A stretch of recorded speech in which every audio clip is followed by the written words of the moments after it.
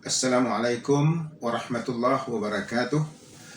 Alhamdulillahi rabbil alamin. Wassalatu wassalamu ala ashrafil anbiya'i wal mursalin. Ashhadu an la ilaha illallah wahdahu la syarikalah.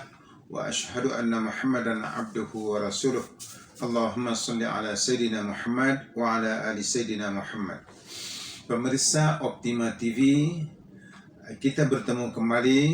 Moga-moga rahmat Allah Subhanahu wa Ta'ala tetap tercurah kepada kita semua. Amin ya rabbal alamin. Kali ini kita akan membicarakan tentang bekam dan kapileris atau kapiler. Ada kenyataan yang menyebutkan bahwa kapileris atau kapiler itu hanya berada di kulit. Karena bekam dilakukan di kulit dan bekam itu membuangkan darah dalam kapileris itu. Jadi katanya bahwa kapiler-kapiler itu hanya berada di kulit. Kita akan melihat dan membicarakan adakah pendapat ini benar, dan kalau sekiranya tidak benar, bagaimana kita membekam untuk penyakit-penyakit yang di dalam, yaitu internal organ yang bermasalah seperti sakit liver, sakit jantung, sakit usus, dan segala macamnya.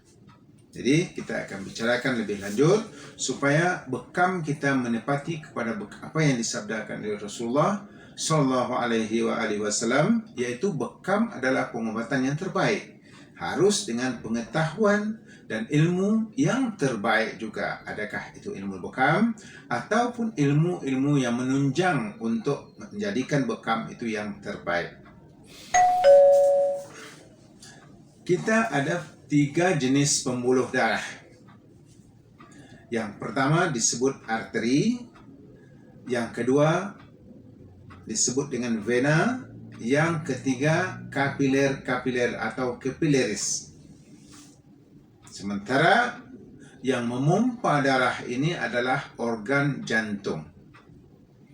Jadi sistem, kalau kita sebut sistem, adalah sistem kardiovaskular yang melibatkan jantung, yang melibatkan pembuluh darah yang 3 tadi, arteri, vena, dan kapileris, dan juga yang melibatkan darah. Jadi ini sistem kardiovaskular, yaitu sistem pembuluh darah atau perjalanan darah dalam badan kita disebut dengan sistem kardiovaskular. Organ utama dalam sistem ini yaitu jantung. Tetapi jantung memompa darah kita ke seluruh tubuh. Nah, ini yang kita sebut dengan arteri. Yang mana yang dipompa oleh jantung itu ialah darah yang bersih, yang di dalamnya terdapat oksigen dan nutrisi untuk keperluan tubuh badan kita. Itu ketika jantung memompa. Kemudian ketika jantung mengembang, ditariknya darah tadi kembali, tetapi dia lalu dalam pembuluh darah yang berbeda, yaitu yang kita sebut dengan vena. Kemudian perantara antara arteri dengan vena inilah yang kita sebut dengan kapileris. Dan kapileris ini adalah majority dalam tubuh badan kita. Kalau disambungkan pembuluh darah kita itu antara arteri, vena, dan kapileris, jumlah keseluruhannya hampir 100.000 kilometer. Dan kebanyakan daripada yang hampir 100.000 kilometer itu ialah pembuluh darah kapileris, yaitu penghubung antara arteri dengan vena, dan inilah pembuluh darah yang halus. Dan inilah sasaran bekam. Makanya kebanyakan ada yang memberikan pendapat bahwa kapileris itu hanya berada di kulit, karena bekam yang kita lakukan ialah di kulit, baik di kaki atau di tangan ataupun di badan kita. Bekam itu tetap dilakukan di bahagian kulit, karena tidak bisa dilakukan di bahagian dalam.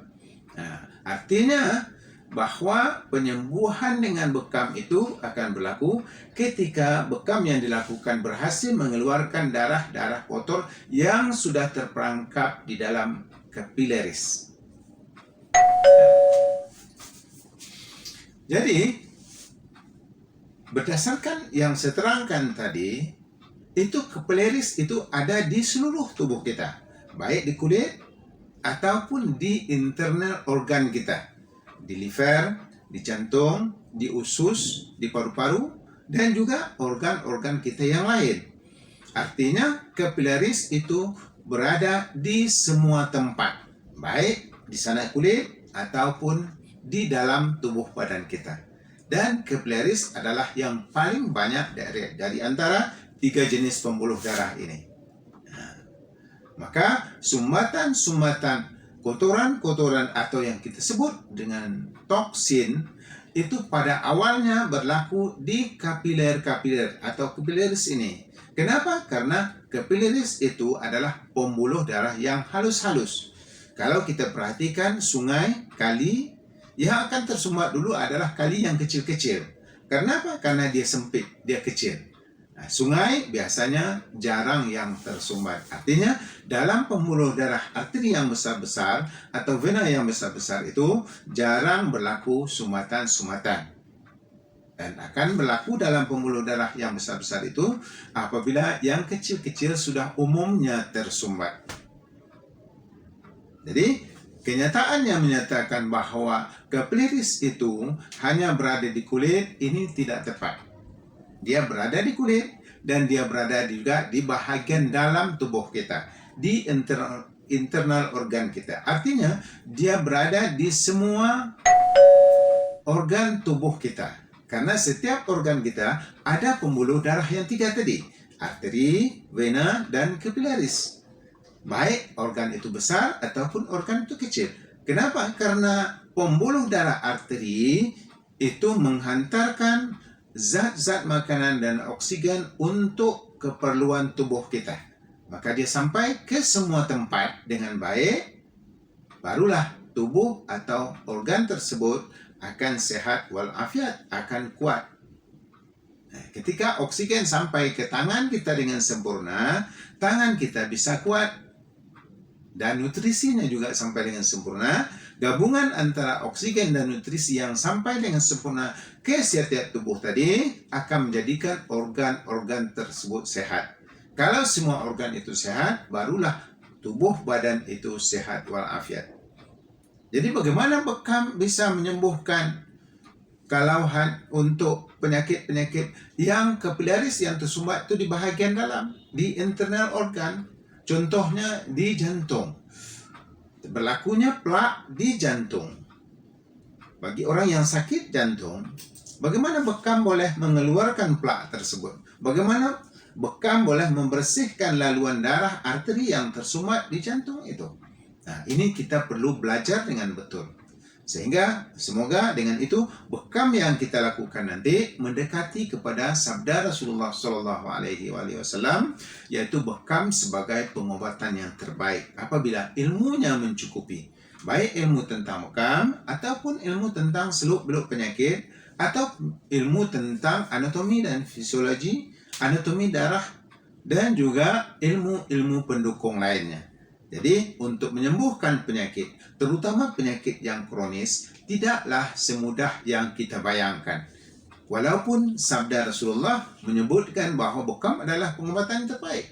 Lalu kita lakukan dengan seadanya, dengan pengetahuan yang tidak mencukupi, tidak mendalami. Maka hasilnya juga tidak bisa dipercayai. Karena apa? Karena kekurangan ilmu kita dalam menindaklanjuti sabda Rasulullah SAW tadi. Bukan hadisnya yang salah, tapi kita merealisasikan hadis tersebut yang kurang sempurna karena kekurangan ilmu. Jadi oleh sebab itu, saya mengajak anda semua yang membekam, tambahkanlah ilmu bekam anda dari sewaktu ke waktu, supaya nanti bekam yang anda lakukan betul-betul boleh membantu kesembuhan si pesakit. Dan bagi anda yang berbekam juga, pilihlah orang-orang yang telah mumpuni ilmu bekamnya. Jangan sembarangan, karena yang begitu tidak menjamin kesembuhan. Memang kesembuhan daripada Allah, tetapi ikhtiar harus sempurna. bergabungnya antara ikhtiar yang sempurna dengan doa yang maksimal adalah akan menjadikan tubuh badan sehat dengan cara bekam. Dan jangan lupa berbekamlah Anda, karena berbekam itu merupakan sunnah Rasulullah SAW, dan beliau menyebutkan di dalam hadis yang sahih sebagai pengobatan yang terbaik. Jadi hidupkan kembali sunnah Rasulullah. Selain Anda mendapatkan ganjaran daripada amalan-amalan yang Anda lakukan, amalan bekam yang Anda lakukan, karena mengikut sunnahnya Rasulullah, Anda juga sehat walafiat. Selain Anda sehat walafiat, Anda juga telah menjalankan sunnah Rasulullah. Ada tanggal-tanggal baik untuk berbekam, seperti tanggal 17, 19, dan 21 bulan Arab. Bukan bulan Melayu ya, bulan Arab, bulan Hijriah. Jadi bulan yang disebut dengan Qamariyah, yaitu pada tahun Hijriah ya. Dan ada hari-hari yang terbaik untuk berbekam, yaitu hari Selasa. Jadi cukupkah bekam itu sebulan sekali? Kalau Anda belum mempunyai penyakit-penyakit kronis, insya Allah cukup. Tetapi bagi Anda yang sudah mempunyai penyakit-penyakit kronis, apalagi penyakit itu bukan 1-2, tapi sudah beberapa penyakit kronis menyeliputi tubuh Anda, mustahil bekam sebulan sekali itu akan memberikan kesembuhan. Bukan hadisnya tidak betul, tetapi karena toksin itu terlalu banyak, perlu kita keluarkan dengan cara teratur, yaitu dengan bekam yang sesuai dengan yang dilakukan dengan ilmu yang mencukupi. Mudah-mudahan bermanfaat. Assalamualaikum warahmatullahi wabarakatuh.